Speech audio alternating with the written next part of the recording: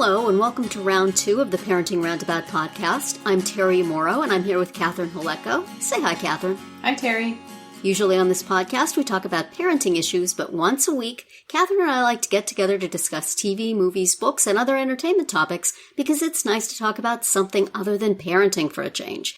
This week, we continued our Good Place watch and got our West Wing watch back on track. But first, Dancing with the Stars. So, what was our theme for tonight? It was like half 80s and half not. Half miscellaneous half other. Emotional. Right, and half lots of crying and... yeah, it felt like the ending of an episode of Dancing with the Stars Jr. Yeah. With, crying, sobbing young people all over the place. Yes, Sailor was eliminated and she took it real hard. She did. And it was coming right after Lauren had done her dance to her song that was about her stepfather who passed away exactly a year ago. So she was bawling, could not compose herself to speak. Yeah. And then Sailor was the same. Boy, that was an unfortunate juxtaposition of sobbing. Yeah. Happy fun show. Let's go out on, Yeah. Absolute heartbreak and misery. Yes. Well, I can't say that I would have missed either Allie or Sailor, so I'm not upset that one of them that they were in the bottom two and that Sailor went home. But obviously we have a Sean Spicer problem. Yeah. In that, no politics discussed here, in that he's clearly the weakest dancer, and yet he obviously has a strong fan base. Right. So it will be interesting to see how long he has the nerve to keep it up. Because I feel like, you remember David Ross? Mm-hmm. He also was a not that great dancer who got really, really far because he had a ton of fans. He was second place, right, at the end? And I feel like there was a point at which he said, oh my gosh, this is really awful that I'm staying here and these other people are going home who are so much better than me. He seemed chagrined by it at some point, which kind of gave people permission to stop voting for him. And whereas last year, Bobby Bones never reached that point. Nope. The guy was going for the mirror ball. He was going to drive hard all the way to the end. And in fact, he won. I think David Ross probably could have won if he had kept pouring it on. So I'm not sure where Spicer falls in this. Whether he's going to get to a point where sobbing young women on the stage is going to make him feel embarrassed to still be around. Or whether he's going to say, you know what, I'm here, I'm trying hard, I'm doing my best, let the chips fall where they may. So that will be interesting. There is, really no way. I still think they should have instituted a downvote. If they wanted to solve a problem of somebody who has too many fans voting, that would have been a way to do it. But without that, the judges' save will prevent something like Juan Pablo going home on the week when he did this spectacular dance. Right. That solves that problem. But if it you doesn't can't solve the put problem. The person who needs to be in the bottom two, then exactly. You have no opportunity. Yeah. The one thing I wondered might happen with the way they're doing the voting now, I think it's interesting that they're letting you vote 10 votes each for as many people as you want to vote 10 votes for. Right. Which has the potential to maybe dilute a strong fan base because you can vote for the person that you're voting for, and then you can vote for other people also, and it doesn't take anything away from that person. Right. So maybe they're thinking it'll spread it out a little bit more, and there won't be one single person dominating, but I don't think that's going to work. Yeah. I don't know. It'll be interesting to see. But the 4 people I'm voting for, once they all went through, it was like, shoo, okay, anybody can go. I'm good. Yeah, so I really thought they all did very well. All the people that Kate, James, Lauren, and Kel is my voting interest at the moment. And I thought they all did very well. Yeah. They all did well in the scores. Everything is good. Right. Yeah, I would call those my favorites as well. And I like Karamo too. Some of the, I didn't, it was contemporary, so what are you going to do? But, yes. But just as a person to watch, I like him. Mm-hmm. Yeah, I wish his partner bugs me. I know. That's totally unfair. I should not feel that way. She's perfectly fine. But, yeah. Yeah. I don't want her to win. Right. Well, I don't feel like that's going to happen. Yeah. I just don't think so either. see him having the huge fan base. No. That it would take. And he's fine, but he's not amazing as a dancer. Right. That is correct. Yeah. And this dance that he had this week is probably the best he's ever going to do. Because I think he can do better in that than he can in the ballroom stuff. I think the ballroom stuff is harder. I mean, if you're on So You Think You Can Dance, some of the contemporaries there are extremely complex. I get it. But the contemporaries on this show always look to me like easier than doing all those specific steps. Right. Holding on to another person. Mm-hmm. So it always seems like a little bit of a cheat, unless you have somebody who's really an outstanding dancer and can do complicated things. Right. Well, and you can also kind of use some brute strength if you're that kind of person to lift your partner and, right. It looks impressive. And, I'm not saying it's easy, but, but So I think I liked James's dance. It was hard for me to see with all the lights. Mm-hmm. I wish we could have turned down the disco lights. Right. Like about 25%. Because those of us with old eyes, the flashing lights, we can't really see too much. Yeah. And if it was a bad dancer, that would not matter. But I wanted to see what he was doing. Yeah. And then everybody they did rave great, about him. It's like, I saw his shadowy figure out there. Right. Yeah. It seemed like it was probably But I thought Kate's waltz was very nice. Mm-hmm. All that twirling around made me dizzy, so good on her for being able to keep on her feet. Right, and then they said she has vertigo. Yeah.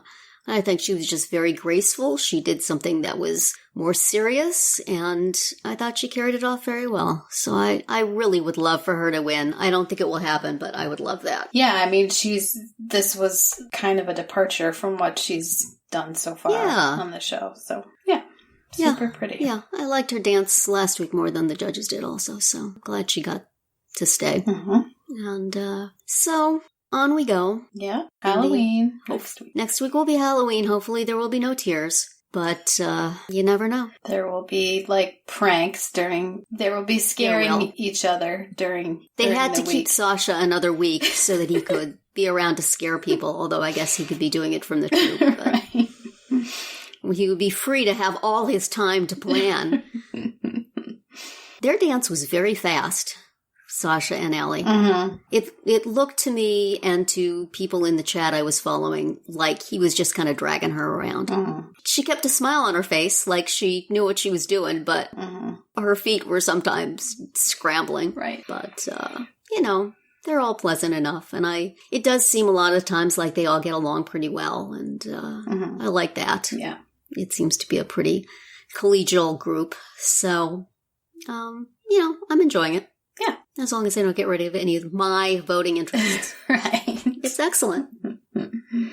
So, moving on to the good place. Moving on with a little hand cart down the track to the good place. Yeah, with a robe over our head that gets caught on our glasses. Were you right or were you right? Really? We watched the episode Tinker Tailor Demon Spy, and it was almost like months and months and months ago when they wrote this, they were listening to our podcast that we did last week. Because I had my suspicions that somebody was secretly Vicky, and although that turns out not to apparently have actually been the case, it was indeed a plot point and presented as something that could indeed be true and was very suspicious. So I will pat myself on the back. Yeah. Even though I was apparently taken by Bad Janet, just like all the rest. But here's what I don't understand. Oh, there is so much I don't understand. Yes. Let's open that pile of goo. Why did Glenn come there to tell them that Michael was Vicky when that wasn't the case? Did he think it was? And that's why he did it? Or was he trying to misdirect or torture them by making them think that Michael was Not Michael. These are all excellent unanswered questions that I myself had as well. Okay. And also, who has been holding the neighborhood together? Wasn't Janet, like, at the end of her capacity doing that? Or was that bad Janet saying that? But still, bad Janet must have been holding the neighborhood together, but not... Well, she said that she was rebooted many times. The bad Janet. Uh-huh. Or to make her a more capable, good Janet, even though she was really a bad Janet. Right. But she's been doing it seems like she could be sabotaging things just by having things mess up, but that doesn't seem to necessarily have been the case. Right. So... And also, it hasn't been the whole time. It's only been... That's true. A couple of episodes. But once she got found out, why is she still running everything? Oh, yes, I see what you mean. Yeah. I didn't understand it, why she was doing it that way beforehand, and I certainly don't understand it after once she has the magnets on. Wouldn't stuff start to fly apart? Mm-hmm. And certainly once she was caught, she has no motivation to keep it going. Right. I mean, if the goal is to make the experiment have to start over, then why not just let everything fall? Well, I guess they were in the house in the medium place.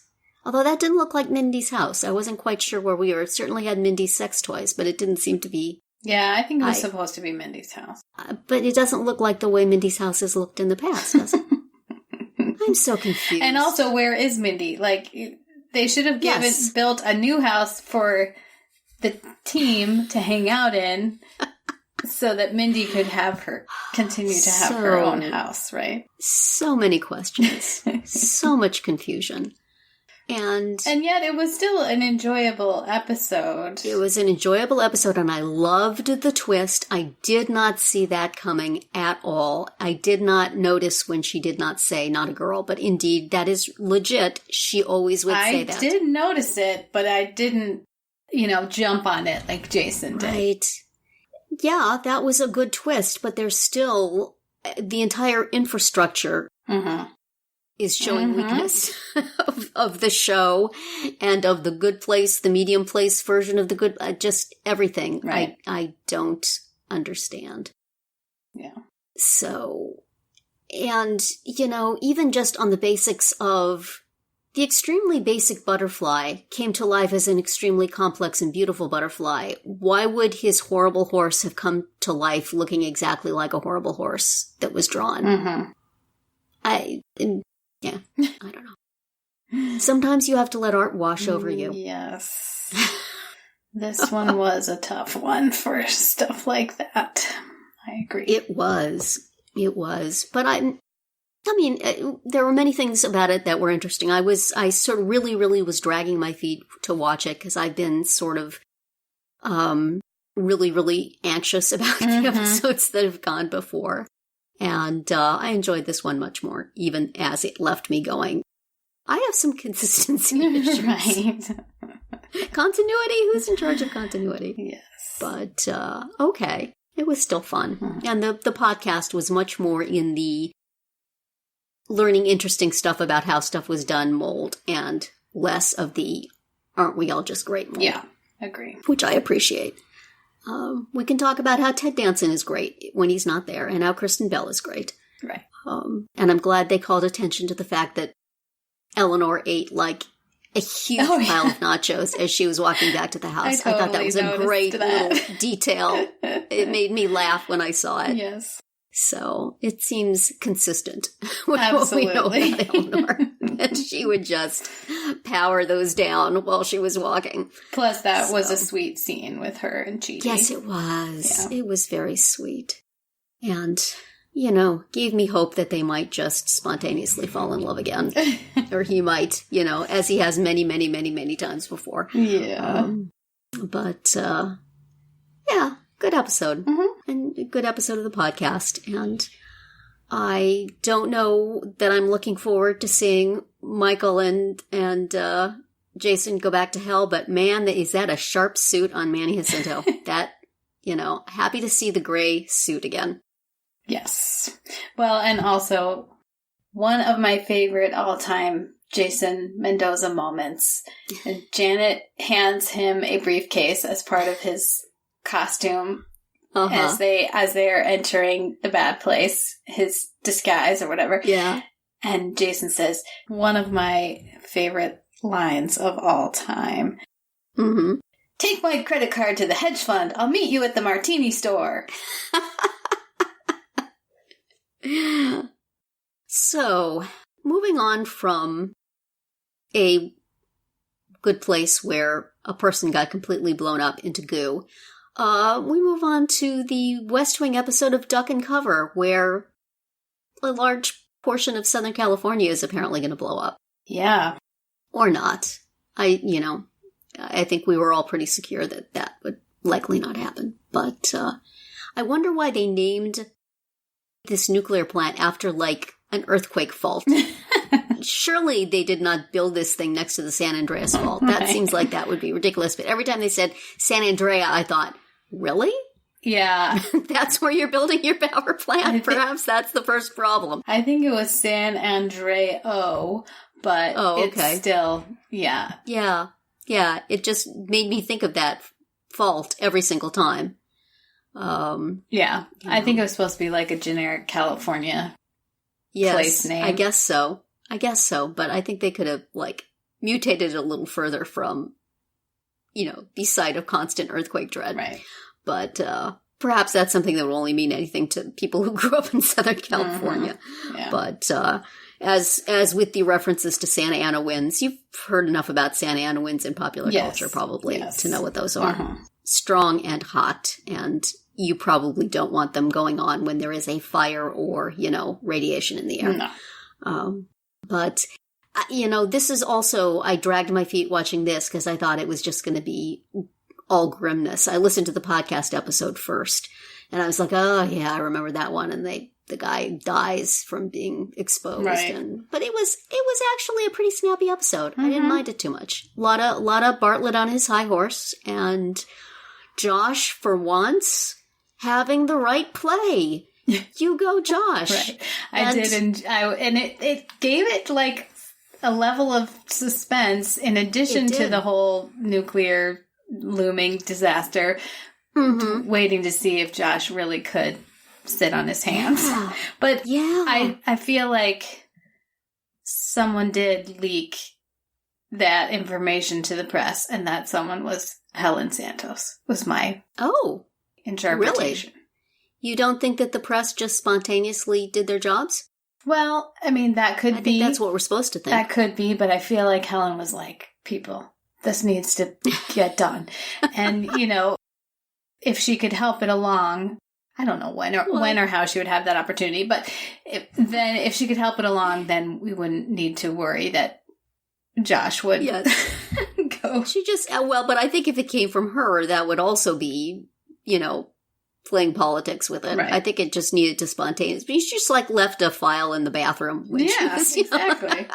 It's like, there's got to be a better way than Donna sitting down next to a journalist and saying, I'm just going to mumble something. Right. I don't think that's exactly what Josh had in mind. That does sound like a leading question. That sounds like, I'm going to leak something. But luckily, they already had it. And then she was able to skulk away. Mm-hmm. That whole thing seemed a little... I want you to have more game than that, Donna. Come on. Well, she didn't want to do it in the first place. She didn't, but still. I don't think that... I don't know. What do I know about leaking a story?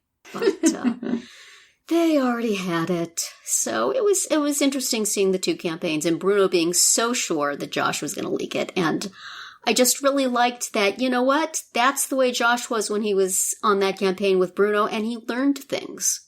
He made that mistake. Mm-hmm. He leaked something or did something that could have been used better and cost them something, and he learned. Mm-hmm.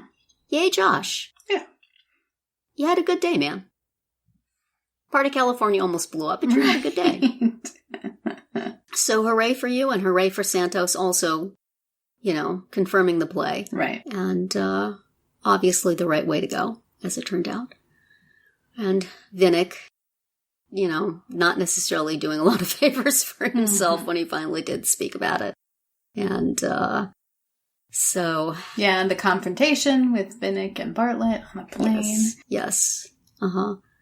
So it was, it was a nice procedural sort of episode. Mm-hmm. How does this work? How do these things get handled? How are the campaigns going to handle it? What are the considerations? It was all we just sort of went through all those. And Will Bailey, yes, comic relief for the last 2 weeks, does his job and does it well and, doesn't fire people, but delivers consequences for disobeying him. I liked that very much. He was extremely competent. He knew just what to do, and he did it, and he got off a few quips here and there, but he was... Yeah, he was Mr. Professional guy. Right. He was very, he was being the boss. He was taking charge. He was. Yes, I liked that very much, so. Joshua Molina getting a lot of good material. Yes. So, you have anything else to say about Duck and Cover? I think so. I will say, Bartlett talking about the old Duck and Cover where we used to hide, get under our desks in elementary school, and as being such a ridiculous thing. There was an episode of the podcast 99% Invisible where they talked about those old precautions that they did, all the things they did to support, sort of try to protect people in the case of an atomic bomb. Mm-hmm.